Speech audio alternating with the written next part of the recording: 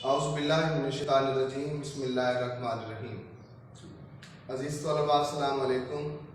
Friends school system की जानिब से आपका उस्ताद ज़ैन अज़ीज़ आपकी खिदमत में हाजिर है। आज हम 7th क्लास का जो ये साइंस का टॉपिक था डाइजेस्टिव सिस्टम। डाइजेस्टिव सिस्टम हमने पढ़ लिया था। डाइजेस्टिव सिस्टम के हिस्से भी हमने तफसील के साथ पढ़ लिए थे। आज इसके रिलेटेड है दो चीज़ें पढ़ेंगे हम। Supporters of digestive system, digestive system को सपोर्ट करने वाले, डाइजेस्टिव सिस्टम की हेल्प करने वाले।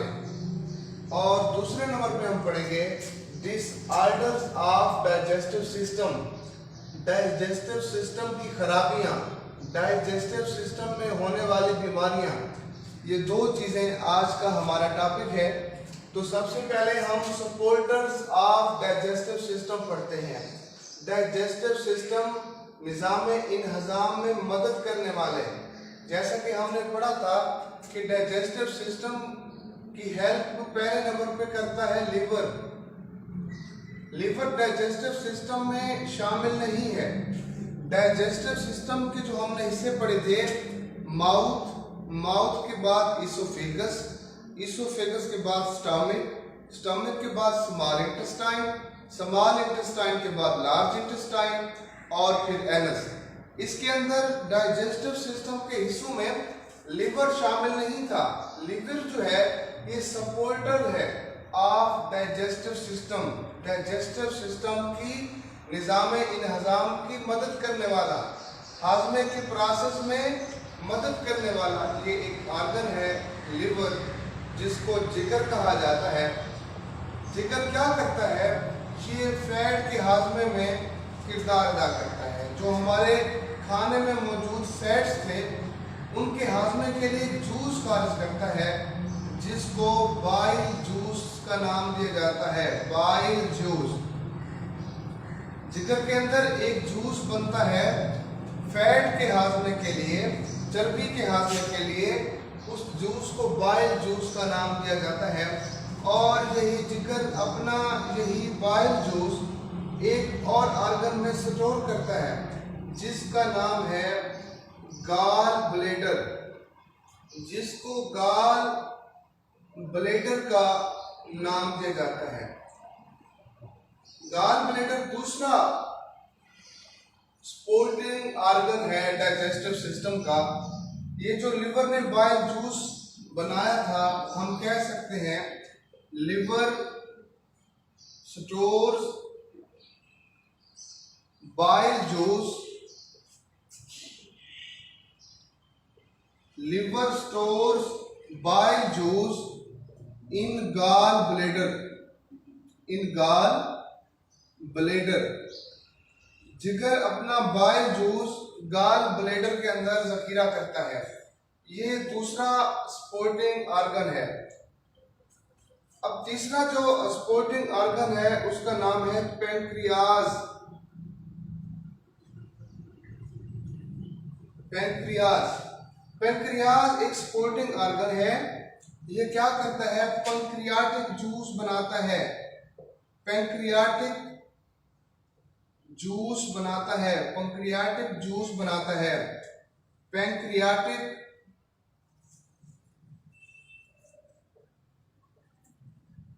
जूस बनाता है। ये भी सपोर्टिंग ऑर्गन है डाइजेस्टिव सिस्टम का। खुराक के हाजमे में ये भी अपना किरदार अदा करता है। हमको याद है कि जब खुराक स्मॉल इंटेस्टाइन में पहुंची थी, पिछले लेक्चर में हमने पढ़ा है कि जब खुराक स्मॉल इंटेस्टाइन में पहुंची थी तो उसके अंदर 3 जूसेस मिक्स हुए थे। एक जूस तो स्मॉल इंटेस्टाइन की दीवारों से ही निकला था, जिसको इंटेस्टाइनल जूस का नाम दिया गया।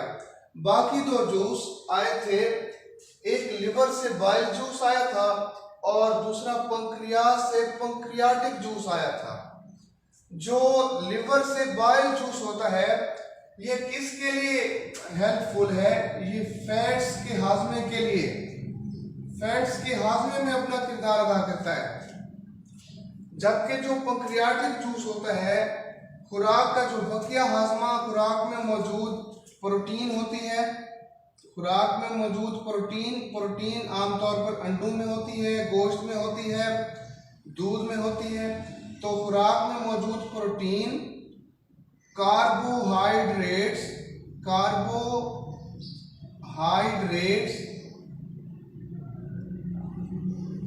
और फैट्स। ऑयली प्रोडक्ट्स को फैट्स कहते हैं। ऑयली प्रोडक्ट्स में फैट्स होते हैं, घी हो गया, मक्खन, इन चीजों में, दही के अंदर ये फैट्स होते हैं। प्रोटीन दूध, अंडों और दालों के अंदर होती है। कार्बोहाइड्रेट्स हमारी बकिया खुराक में मौजूद होते हैं। इन तीन चीजों के हाजमे के लिए, फैट्स, कार्बोहाइड्रेट्स, प्रोटीन, इन तीन चीजों के हाजमे के लिए, बकिया हाजमे के लिए पैंक्रियाटिक जूस खारिज होता है। पैंक्रियाटिक जूस खारिज होता है। एक ग्लैंड का नाम है, एक ऑर्गन का नाम है पैंक्रियाज। पैंक्रियाज से पैंक्रियाटिक जूस खारिज होता है जो प्रोटीन, कार्बोहाइड्रेट्स और फैट्स के हाजमे में अपना किरदार अदा करता है। तो ये तीन ऑर्गन हैं, नंबर 1, नंबर 2 और नंबर 3। लिवर जिसको जिगर कहते हैं, इसके अंदर एक बाइल जूस पैदा होता है जो फैट्स के, ऑयली प्रोडक्ट्स के हाजमे में अपना किरदार अदा करता है। ये बाइल जूस स्टोर कहाँ पे होता है? बनता लिवर में है। Liver stores bile juice in gall bladder. ये जिगर अपना बाइल जूस गॉल ब्लैडर के अंदर स्टोर करता है और जरूरत महसूस होने पे या जरूरत पे इसको इस्तेमाल किया जाता है। तो ये 2 ऑर्गन। और तीसरा ऑर्गन है pancreas. Pancreas produces pancreatic juice. Pancreatic juice पैदा करता है। पैंक्रियाटिक जूस प्रोटीन, कार्बोहाइड्रेट्स और फैट्स के हाजमे में अपना किरदार अदा करता है, जिससे खुराक का हाजमा होता है। तो ये हैं supporters of digestive system. Digestive system को सहारा देने वाले, डाइजेस्टिव सिस्टम की हेल्प करने वाले, किस चीज में? खुराक के हाजमे में। तो खुराक के हाजमे में डाइजेस्टिव सिस्टम मैंने आपको बताया है, mouth, oesophagus, stomach, small intestine, large intestine और एनस पर मुश्तमिल है। ये डाइजेस्टिव सिस्टम में शामिल नहीं है। Liver, gallbladder digestive system में शामिल नहीं है। पैंक्रियाज डाइजेस्टिव सिस्टम में शामिल नहीं है। ये सपोर्टर्स ऑफ डाइजेस्टिव सिस्टम है। ये डाइजेस्टिव सिस्टम को उसका काम करने में हेल्प करते हैं। जैसे लिवर बाइल जूस पैदा करता है फैट के हाजमे के लिए, और यही बाइल जूस स्टोर होता है गॉल ब्लैडर में। और तीसरा जो सपोर्टर है वो है पैंक्रियाज। पैंक्रियाटिक जूस पैदा करता है। बकिया जो प्रोटीन, कार्बोहाइड्रेट्स और फैट्स खुराक में मौजूद हैं उनका हाजमा होता है। तो डाइजेस्टिव सिस्टम का जो पहला टॉपिक था, सपोर्टर्स ऑफ डाइजेस्टिव सिस्टम, उसके बारे में मैंने आपको बता दिया है। अब दूसरे नंबर पे disorders of digestive system. Digestive system की खराबियां, डाइजेस्टिव सिस्टम में पैदा होने वाली बीमारियां, इस चीज के बारे में हम पढ़ रहे हैं। तो 2 मशहूर बीमारियां हैं जिनसे हम सब वाकिफ हैं, डायरिया या इसको उर्दू में कहते हैं पेचिश।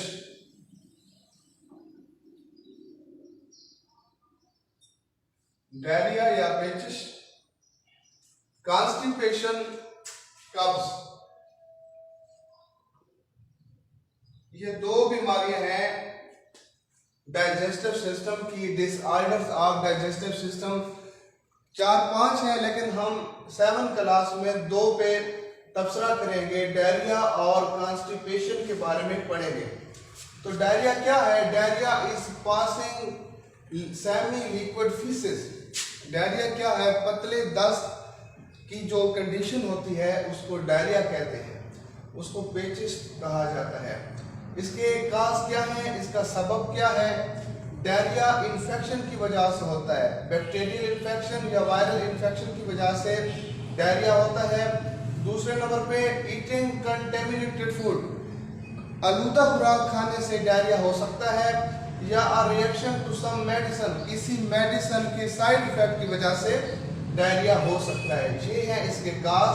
और इसका ट्रीटमेंट क्या है, इसका इलाज कैसे कर सकते हैं?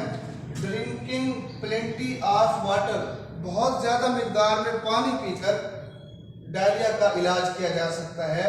दूसरे नंबर पे डॉक्टर एंटीबायोटिक्स तजवीज़ करते हैं, टेबलेट्स तजवीज़ करते हैं, जिससे डायरिया या पेचिश का इलाज होता है।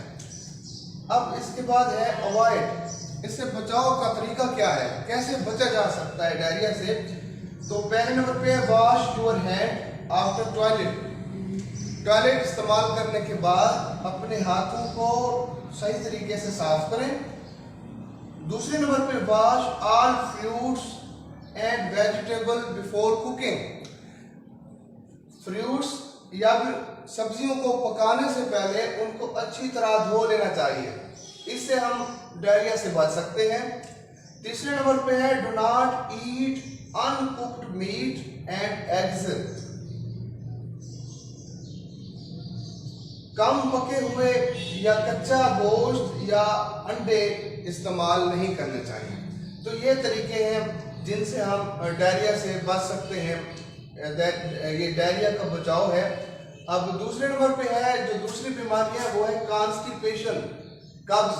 Constipation is the painful passing of faeces. ये वो कंडीशन होती है, ये वो हालत होती है जब जो फजला होता है, जो पेशाब होता है, वो हमारे जिस्म से खारिज नहीं हो सकता, पेनफुल होता है। तो ये है कॉन्स्टिपेशन, इसको उर्दू जुबान में कब्ज कहते हैं, जो कि हर कोई वाकिफ है। कब्ज is constipation is the painful passing of faeces. इसका काज क्या है, सबब क्या चीज बनती है कब्ज की? टेकिंग फूड लो इन फाइबर्स, ऐसी खुराक खाना जो फाइबर, जिसके अंदर फाइबर्स ना हो। फाइबर्स आमतौर पे पानी में होते हैं, फ्रूट्स में होते हैं, बनानास में होते हैं, एप्पल्स में होते हैं। अगर हम ये खुराकें ना खाएं बल्कि मिसालादार खुराकें खाएं, फास्ट फूड का इस्तेमाल करें, तो हमें कॉन्स्टिपेशन हो सकती है। हम ऐसी खुराक खा रहे हैं जो लो इन फाइबर्स है, जिनमें फाइबर्स नहीं है, फास्ट फूड है। दूसरे नंबर पे कौन सा सबब बनता है डायरिया का? लेक ऑफ फिजिकल एक्टिविटीज, हमारी फिजिकल एक्टिविटीज कम होना। हम फिजिकल एक्टिविटीज नहीं करते, इसकी वजह से कॉन्स्टिपेशन हो सकता है।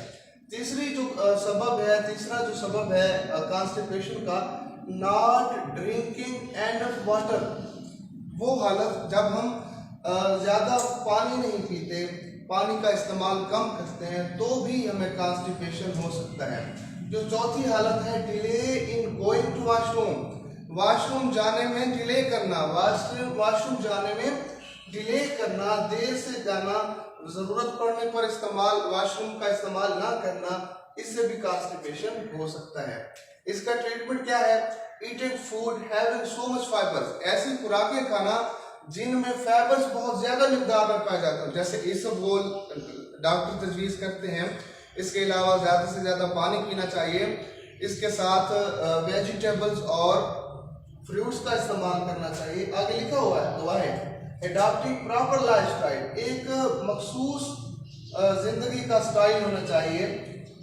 दूसरे नंबर पे टेकिंग रेगुलर एक्सरसाइज, हमें रेगुलर एक्सरसाइज करनी चाहिए जिससे हम कॉन्स्टिपेशन से बच सकते हैं। तीसरे नंबर पे है eating lots of fibre food, ऐसी खुराक खानी चाहिए जिसमें काफ़ी मिकदार में फाइबर्स मौजूद हों, जैसा कि वेजिटेबल्स और फ्रूट्स वगैरह। ड्रिंकिंग प्लेंटी ऑफ वाटर, हम ज़्यादा पानी पीकर भी कॉन्स्टिपेशन से बच सकते हैं। Going to washroom on time, हम वक्त पर वॉशरूम इस्तेमाल करके कॉन्स्टिपेशन से बच सकते हैं। तो ये है हमारा आज का टॉपिक।